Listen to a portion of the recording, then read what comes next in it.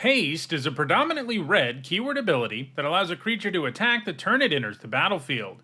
This makes it a mechanic that aggressive decks are especially interested in. It's also one of Magic's oldest keyword abilities. While it wasn't yet keyworded, it did appear on several cards in Alpha, and the Haste keyword itself made its debut in 1999's 6th edition. As an evergreen keyword, we see several cards with Haste in every set.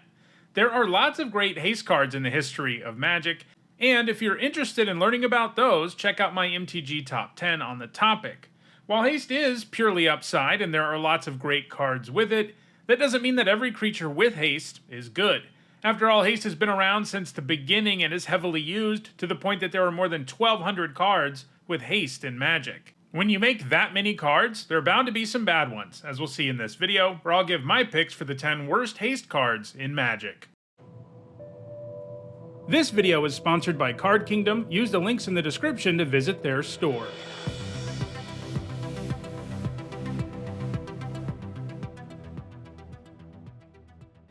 To make it on one of my worst lists, the following things have to be true. The card has to be bad in 60 card constructed, 40 card limited, and commander. It also has to have always been bad. If a card is bad today but was good in its original context, it can't be on this list. In short, a card has to be bad everywhere and for all of its history, or it can't be here. Alright, let's dive in with my picks for the 10 worst cards with Haste.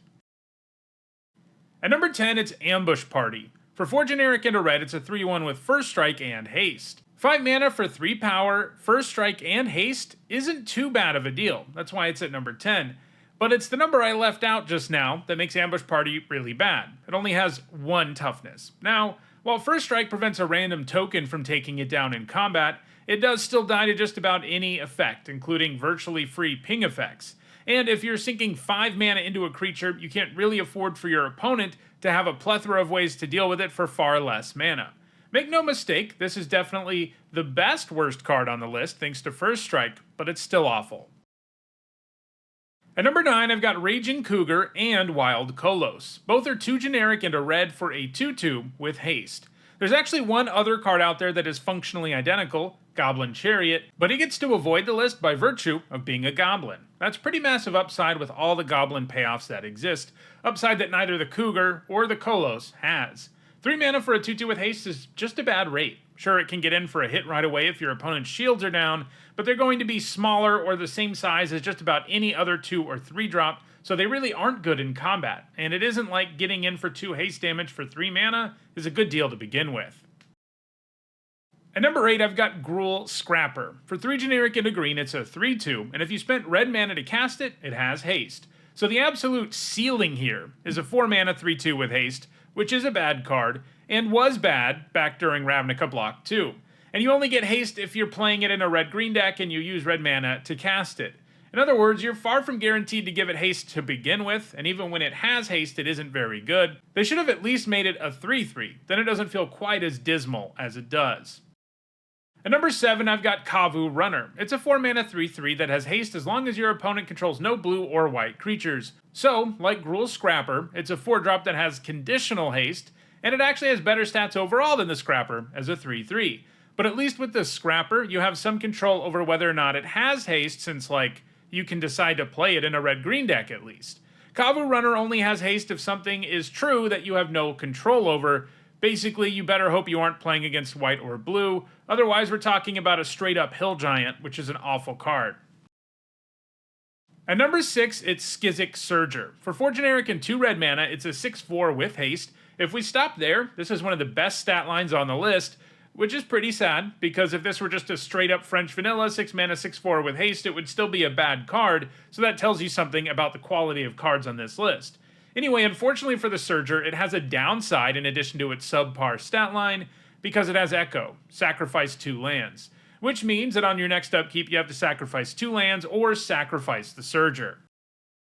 At number 5, it's Furnace Spirit. For 2 generic and a red, it's a 1-1 with Haste, and it has Fire Breathing, which means you can spend 1 red to give it +1/+0 until end of turn. So the Spirit has some Fireball-like upside, where if you have a bunch of mana and your opponent is wide open and has no interaction at all, you can just swing for a ton of damage out of nowhere, but that was a lot of ifs. A 3 mana 1-1 is a horrible starting point and means it dies to any blocker or removal spell or incidental ping, and the upside here is very narrow.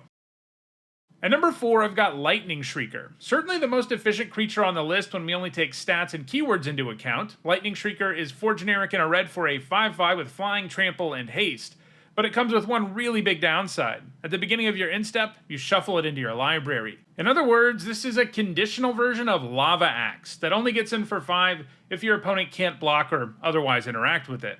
While it's the most widely played card on this list by a wide margin, I think the people who are playing it on EDHREC are making a huge mistake. I get it, it's a dragon. People love dragons. But at this point, there are so many good dragons in Magic that playing this card doesn't make any sense. I guess the one thing it has going for it is the fact that if your deck is empty, you can literally draw it every turn, but that's nowhere near enough upside for the card to be played in almost 800 decks on EDHREC, which by the way is a pretty low number when looking at things more broadly, but compared to the other cards on this list, it's pretty impressive, and Lightning Shrieker doesn't deserve to look impressive in any context. At number 3, it's Balduvian Warmakers. For 4 generic and a red, it's a 3/3 with Haste and Rampage 1. Rampage is a really poorly designed keyword ability from Magic's early days that almost never triggers. Here's how it works. If a creature with Rampage gets blocked by more than one creature, it gets +X/+X until end of turn for each creature that's blocking beyond the first, where X is the Rampage value. In other words, if the Warmakers get double blocked, they grow to a 4/4. The problem is people just aren't going to double block this thing, and they won't really need to, since it will be smaller than everything else on the table that costs 5 mana. So Rampage is pretty much insignificant on this card, so this is mostly just a 5 mana 3/3 haste, which is terrible. At number 2, I've got 2 functionally identical creatures, Ogre Berserker and Renegade Troops. These are both 4 generic and a red for a 4/2 with haste, and that's it. These 2 creatures have absolutely terrible stat lines, and giving them haste is nowhere near enough to make up for it. They can die in combat to much cheaper creatures and die to 1 mana removal spells while not even swinging all that hard for a 5 mana creature. And at number 1, it's Minotaur Tactician. The baseline here is a 4 mana 1/1 with haste, which is awful, but the rest of the text box is upside. It gets +1/+1 if you control a white creature, and +1/+1 if you control a blue creature. That's right, if you manage to jump through both of those hoops, you end up with Taurum Minotaur. Yeah, that's the ceiling here. And it's frustrating how specific the Tactician is about what will buff it. They have to be creatures, not just permanents. This effect is static too, so should your opponent kill one of those other creatures, the Tactician might shrink after it attacks and die to an ugly block. So yeah, the upside here is minimal and the floor is absolutely awful, and that's what makes Minotaur Tactician the worst haste creature ever printed. So those are the worst haste creatures in Magic. Do you want to play some horrible creatures that can attack the turn they come down? If so, check out the description where you can find a direct Card Kingdom link for each card that appeared in the video. If you enjoyed this video, please like it and share it so that others can enjoy it too. If you want to make sure you catch future videos, don't forget to subscribe and turn on notifications. And if you want to catch up on past videos, including many more top 10s about the worst cards in the game, you should see a playlist on your screen shortly. Thanks for watching.